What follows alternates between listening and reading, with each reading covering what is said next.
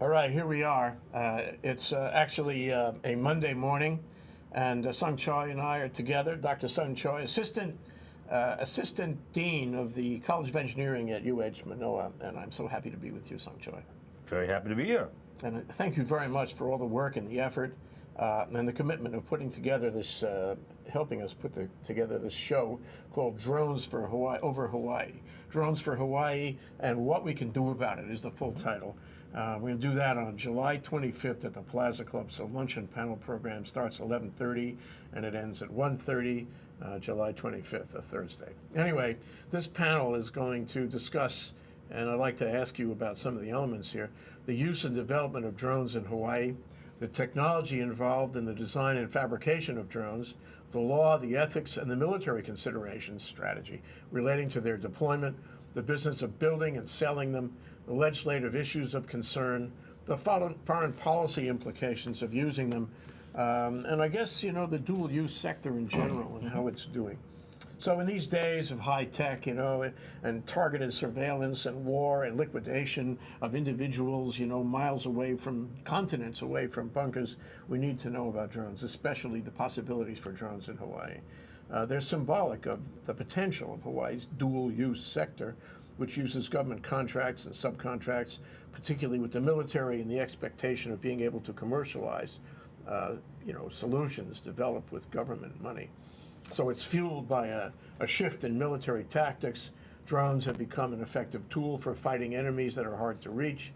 Drones now have hundreds of commercial uses, everything from border patrol to crop management to real estate to land use planning.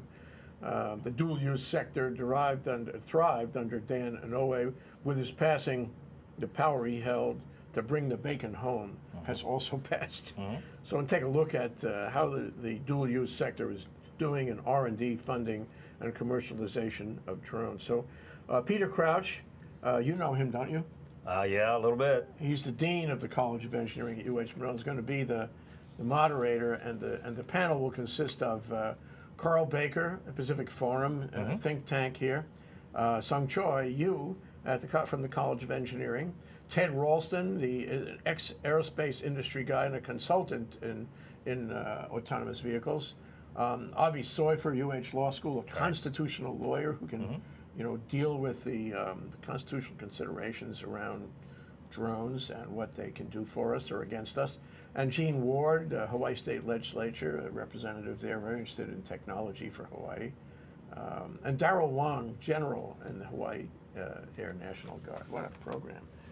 Yeah, I think starting with our moderator, we have a very great group of people here that can probably give you all different aspects of drones, as we call it. And I think when we talk about drones, we're limiting them to what they call unmanned aerial vehicles, but a drone can be and should also be considering things like unmanned land vehicles, unmanned sea vehicles, undersea vehicles, right? Even I guess robots that can be at home helping out with your day-to-day chores. So the idea is we should understand the definitional thing here. It's an autonomous vehicle, That's one right. kind or another. That's right. What is an autonomous vehicle? Very simply put, autonomous vehicle means a vehicle that can sustain itself on its own. So if we give it commands, it would be very similar to what we see in the movies as androids, and hopefully it'll sustain it in a way where it's helpful to the human development. So the College of Engineering, you especially, have been working on drones for a long. That's why you're in this, program for sure, and helping me organize it. So, tell us, what is the College of Engineering doing about drones, with drones? I mean, what's the level of your involvement? What's the level of your science there? The College of Engineering is very far ahead in this aspect of drones. The word drones can carry a negative connotation. Sure. And we like to prefer calling them autonomous vehicles or autonomous systems, autonomous units. Anything that involves automating a robot-like object, whether it's a vehicle or whether it's a little tool that does something for us, it's in a way made to help our daily lives a little easier, make our affordability of products a little bit more. I mean, simple thing about drones, let's say a robot, would be manufacturing sector where a robot is used to put together cars. And because of the robot working 24 hours a day, 7 days a week, 52 weeks a year, we still maintain a somewhat affordable vehicle. I think if you check the history of automobiles, the cost of an automobile in terms of your annual income is still the same percentage, whether it's back in the 1960s or now here in the 21st, even beyond 21st century. So there's a lot of help in what these autonomous vehicles and systems can do. Yeah, well, look what Google's coming up with. The That's right, the automatic automatic car drives yes. itself, and that's irresistible. It's seductive. It's the Jetsons. It really is. I mean, if we got to have that. We got to have that, right? So, and people will inevitably demand it soon enough. Now that they know it's possible, and I guess drones is part of the same wave of technology, isn't it? Yes, it is. It is. The 21st century is sort of turning out to be. May I say this? The 21st century, among other things, is turning out to be the century of drones and robots and machines that help us do what we want to do. Let me generalize that a little bit more for you. I think the 21st century is turning out to be the era where we look at the word autonomy as the main focal point of everything we do. Whether it's something at home, and we have some of this stuff already. We have dishwashers. We have refrigerators that constantly keep their own temperature. We have air conditioning systems that do this. We have all these systems because of some form of autonomy. So it's a feedback control system. We maintain the comfort level that we are accustomed to. Now, a drone, as we say, an autonomous system, is just another step forward where we can take another mundane task that we do every day. Maybe my kids or your kids will love the fact they'll have a robot that'll take out the trash all the time. Yeah, or beat up the bully down the block. Okay, well, that's another twist to what we're looking at. And I mean, it's all inevitably this also leads. In fact, maybe it comes from the military's use of drones. I mean, it's coming right to the point. I mean, drones kill people. And that's, I mean, aside from all the nice things they can do and all the intelligence gathering, there's no more YouTube rockets anymore, jet planes. It's all going to be drones. And drones can make war. Drones can make war by remote control. Therefore, they are very interested in the military, or rather, the military is very interested in them. So I guess my question for you is, where is the dual use sector in Hawaii going on this, if anywhere? What do we have going here? Is Hawaii part of the military development of drones? Could it be part? Do we want it to be part? I think those are 3 or 4 very separate and distinct questions. Autonomous vehicles have been used and have been considered for a lot of the military purposes way back from so many years ago. Yes, obviously, in periods of war, that's one of its uses. I believe the other flip side is even research that I was doing with autonomous underwater vehicles. A lot of it was for searching out old unexploded munitions, which may be hazards to whatever peace stuff that we're doing right now. So there are other aspects of this. In terms of the unmanned aerial vehicles, I think one of the areas that we have always thrived in because of our environment is some form of exotic agriculture. Now, exotic agriculture also brings about some very exotic problems in terms of bugs and diseases and so forth. A autonomous flying helicopter, maybe very small, maybe smaller than the size of this table, can be used to go up and detect these type of things, which would be very beneficial for us, even though they may be used by the military for surveillance aspects. Very similar aspects, different purposes.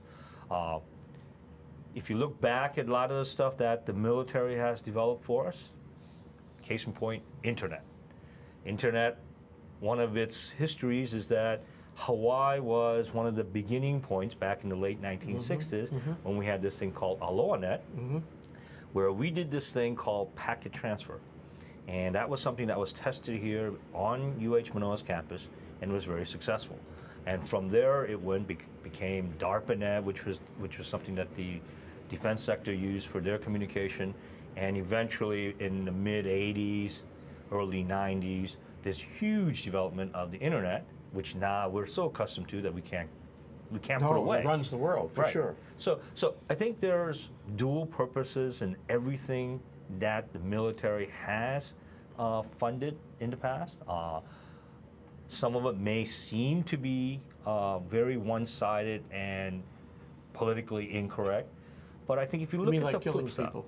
yeah, of course, nobody wants to kill people, but at the same Some time, people. maybe the drones it's are useful saving in some war. people. It's useful in war. The military has what amounts to, I can't say unlimited funds, but lots of money in order to support that. For example, the amount of money they put into surveillance is many billions.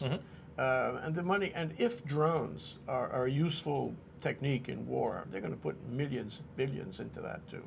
Probably. So the question is, can Hawaii, can the College of Engineering, university in general get in on this? Is it already? And if you can't tell me, just say you can't tell me. Well, some of those questions are sensitive issues that I don't think I can talk about. Okay. But historically, a lot of the dual-use stuff has benefited regular day life on a very grand scale. And yes, there are a good group of people that have been opposed to some of the research, and there are another group of people that see the benefit that comes out from these type of research. So, it's a balancing act, I think. All right. Hawaii, I think we have a lot of uses for autonomous vehicles, and another autonomous vehicle that we don't talk about is the satellite system.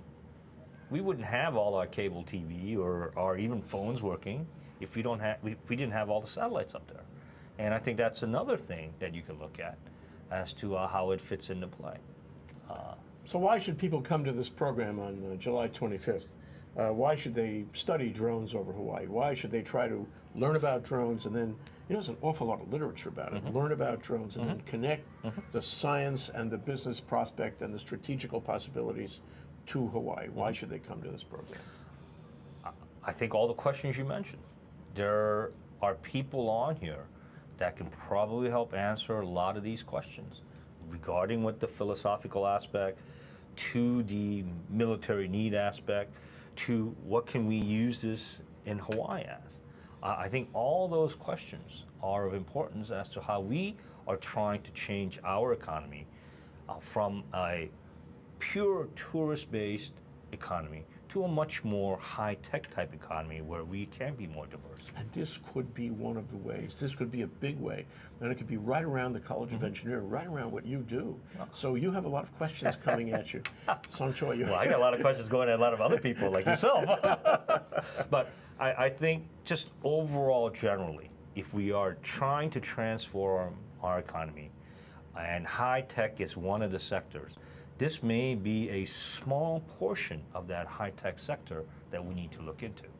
So, a lot of questions, definitely a lot of answers from all the experts out there, probably excluding myself, but all the other names I see out there, man, well, we cover foreign policy implications, the technology with you guys from the College of Engineering. We'll cover the business and the connection with aerospace. We'll cover the law, the constitutional law, and the ethics and the morality of all of it. We'll cover the state interest, what the state legislature and the executive branch might be doing about it, and we'll cover the military aspects through General Wan.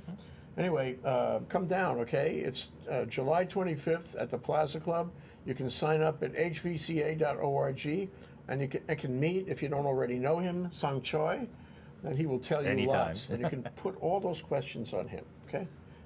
Okay, sounds good. Thank you, Song Choi. Thanks.